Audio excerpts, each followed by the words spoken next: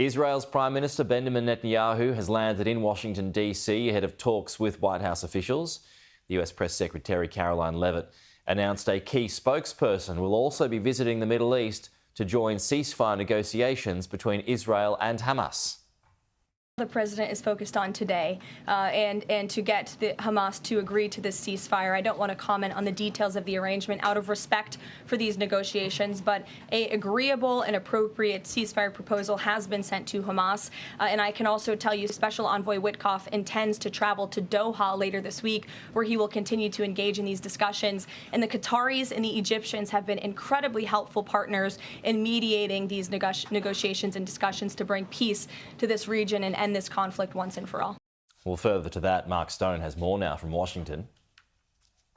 The state of play is that you'll remember late last week, the Israeli side issued a proposal for a new ceasefire, which from their perspective was 60 days.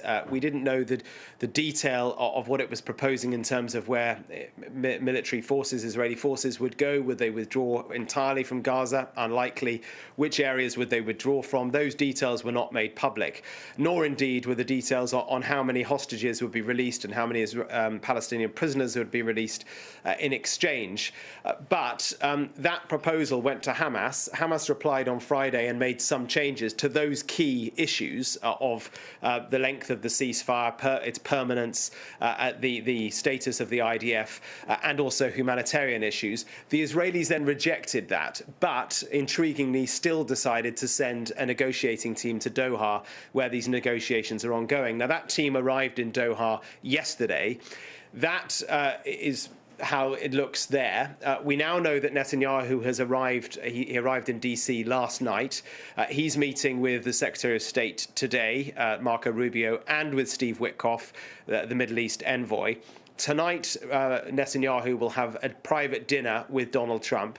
He's not going to be seen publicly at all. We understand there will be no public press conference today, no moment at the Oval Office, none of that.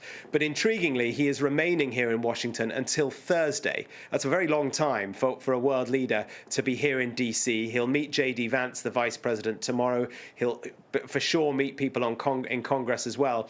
And then we now know, just confirmed in the last few minutes, that Steve Witkoff is to travel to Doha to insert himself into those negotiations. There is a real desire by Donald Trump for a huge variety of reasons. Yes, to stop the killing, as he keeps saying, but also to be able to own the win, to own the moment as the peacemaker he likes to see himself as. There is a real desire for him to be able to announce a ceasefire this week. And I think the objective would be that the best case scenario would be that Steve Witkoff goes to Doha, seals it all up, ties up the loose ends, both sides agree, and then later this week, before Netanyahu leaves Washington, he stands next to Trump and Trump announces a ceasefire.